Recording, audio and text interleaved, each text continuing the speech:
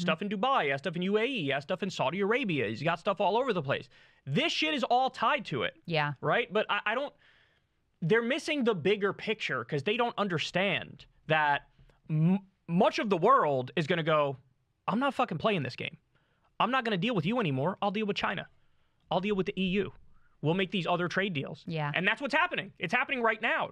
The EU and China, just recently now, they're in talks. And there's about to be a massive increase in trade between China and the EU. Because why would you? I mean, we're a mafia country. You can't trust us. We're totally unstable. Our word is meaningless. We pulled out of the Iran agreement. We pulled out of the Paris Climate Accord. Trump's not abiding by his own negotiated trade deal with Canada, the USMCA. Why would anybody deal with us? There's no reason to deal with us. So this is just yet another example of whatever the worst thing you think they're doing is, that's right, they're doing it. Last thing that I'll make, which is another point about Starlink, is the amount of power that just forget about even Elon's connection to the government. Just his running of Starlink, the amount of power that gives him is actually really deeply disturbing. You'll remember in the early days of the Ukraine war, he decided, like, I'm going to give the Ukrainian military Starlink access. And Starlink ended up being incredibly important for their comms on the battlefield. And then at certain points, you know, he wasn't happy with something that Zelensky did vis-a-vis Crimea. And so he pulled their access in certain regions. And whatever you think of, like, you know, that war and those decisions by Zelensky, et cetera, you basically had Elon Musk with like a veto over foreign policy and over the actions that were being taken in this war. You know, another example of this is, you remember when Modi was in town, and not only did he meet with Trump, he met with Elon. And they posed for pictures. I mean, it looked like two heads of state meeting. And lo and behold, now India is one of the countries that's like, oh, yeah, we'll sign on with Starlink. So separate and apart, I mean, the corruption part is horrific. Separate and apart from that, there's an issue of any billionaire owning this kind of vital telecoms infrastructure and being able to do with it what they wish. Nobody should be a billionaire. Billionaires shouldn't exist. It should not be a thing. Because that amount of extreme wealth concentration means you can undermine every element of a democratic society and a democratic system, because you've given those people power that is rival to other actual governments. So absolutely, they're like de facto governments in and of themselves. Absolutely. And that absolutely threatens everybody's rights. That makes it so that everybody's rights are in danger. Because if you get on one person's fucking bad side, they can crush you.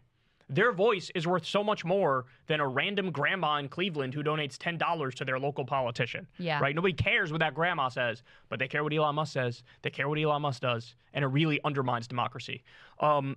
Crystal, we got to talk about this John Fetterman thing. So there was that huge New York Times article that came out. New York Magazine. Oh, was it? Oh, that's right. It was New York Magazine. And it just incredible detail about how much John Fetterman is, I mean, look, if I'm being honest, it seems like it's brain damage from the stroke and that he has genuine, severe mental illness at the moment. Because when you read through that, he is not connected to this earth. First of all, he had that big car crash a while back. Yeah. Well, he was driving like an absolute psychopath and like a madman and, you know. Coming back from his Bill Maher appearance. Right. And he's unbalanced. I mean, when you read that, it reads like run-of-the-mill bipolar symptoms or schizophrenia symptoms. Like, the guy's not there. He doesn't even read his briefings. He doesn't learn anything about anything that he votes on or talks about. But then he'll tell people, like, I'm the most knowledgeable person in the world on this issue. Yeah. I don't know. Why would you disagree with me? I know what I'm doing. He'll have random, absurd mood swings. He apparently traveled on one of his kids' birthdays. He got in a car and traveled to Connecticut and didn't tell fucking anybody. And then afterwards, he was like, I was visiting the gravesite of my friend who died in elementary school or something. Yeah. Like, the dude, he's not fit. Like, he needs a caretaker. Never mind the fact that he shouldn't be a senator, right? This is Dianne Feinstein all over again, just a different way. It's not about aging. It's about mental illness and, like, literally having a stroke give you brain damage. Yeah. And his wife, according to the article, very upset about his position on Gaza, among other things, saying, where is the husband that I married? Beg the staff, too. Say, what do you guys do? Is it you posting these things? Who's posting these things? These things are disgusting. And the staffers were like, we're in the same boat as you. We think this is disgusting, too. This is all him. Compared Palestinians to spoiled milk, said kill them all. He said kill them all. So, you know, the lefties who were out there sort of like half joking, like, oh, brain damage made him a Zionist. Brain damage made him conservative. Yeah. And I mean, listen, he on the campaign took pro-Israel positions to avoid. It wasn't like this. But to make this like your number one thing and support every genocidal, maniacal thing that Bibi Netanyahu could possibly dream up. I mean, aligning yourself really with like Ben-Gvir and Smotrich.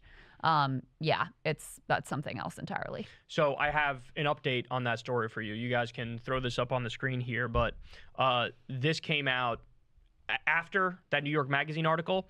Democratic Senator John Fetterman of Pennsylvania was meeting last week with representatives from a teachers union in his home state when things quickly devolved. Before long, Fetterman began repeating himself, shouting and questioning, "Why is everybody mad at me? Why does everyone hate me? What did I ever do?" And slamming his hands on a desk, according to one person who was briefed on what occurred. As the meeting deteriorated, a staff member moved to end it and ushered the visitors into the hallway, where she broke down crying. The staffer was comforted by the teachers, who were themselves rattled by Fetterman's behavior, according to a second person who was briefed separately on the meeting. The interaction of Fetterman's Washington office, described to the Associated Press by the two people who spoke about it on the condition of anonymity, came the day before New York Magazine published a story in which the former staff and political advisors to Fetterman aired concerns about the senator's mental health. Wow. So in other words, 100% proving the concerns of the staffers. Yeah. 100% proving it.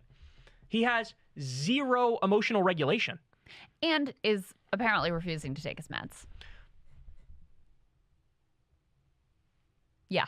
Bro, that, just like Kanye West, just like everybody, seemingly everybody who has bipolar and or schizophrenia, they're like, no, I'm special and I feel good. So I'm going to do one of the symptoms of bipolar is this thing called mania. And mania is this incredibly euphoric up feeling. And they really feel like they're, king of the world in that scenario. It's a high. Which is which is why you see, Kanye West, he won't sleep for a fucking week and he'll be screaming and thinks he's saying the most profound things in the world, but he sounds like a fucking idiot.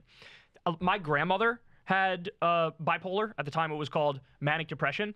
And I was talking to my mom about it. And my mom was saying that when she was going through a manic phase, she would be like, you couldn't talk to her. There was no reasoning with her because she felt like, I'm a god and you're a fucking pissant. And that's how they all act. Now with my grandma, she had more of the depressive symptoms than she had the mania. My mom only saw the mania one time. I never saw the mania. And she was actually one of the people who went to the NIH, did the initial study with the NIH on Prozac. And apparently Prozac, saved her life because my whole life, I remember her just being cool and chill, But like that, they have to take their fucking medicine. I mean, we've had Freddie DeBoer on this show. Freddie DeBoer suffers from bipolar disorder. And he openly says, I literally ruined my life and pushed everybody who was close to me away until I started taking my medicine and realized I'm out of line. Because one of the things you hear, for example, they make like totally bogus allegations based on absolutely nothing against people who are close to them, right? And ruin the relationship completely. And they convince themselves, oh, I've uncovered the plot and the scheme and I've found the missing puzzle piece. And you know what I'm saying? Yeah, absolutely. And it's just, it's hard for me to have sympathy because when you're a grown-ass man, there has to be at least 1%, 2%, 5% recognition in his mind that everybody seems scared of me right now. What am I doing? You're telling me there's zero introspection? Zero. Right. Like, if you have even an inkling, why is everybody, concerned to be around me? Am I doing something wrong? Just take your fucking medicine. Yeah, that's the piece is I have a lot of empathy for, what you're dealing with. You went through this serious medical issue. Now you're obviously suffering this psychological issues. He had to be, committed at Walter Reed for a while and apparently was in a really bad place. And they got him, on medication and apparently he was doing a little bit better. When he was on antidepressants, yeah. Yeah. And, but then, there is still some agency involved here. You're hurting the people around you. I'm sure his wife has begged him to take his medicine. Yeah, because I'm sure. you're unwilling to, to follow the program. And so at that point, you have to also ascribe some agency here. So in any case, yeah, it looks like the staffers very much this very much confirmation. And there's also another piece here too, which is Democrats just got through this whole Biden age decline cover up and the Dianne Feinstein age cover up. And now Chuck Schumer's out there saying, "Oh, Fetterman seems great. He's a star, I believe." Oh my, yeah, he did. He's a star. He did.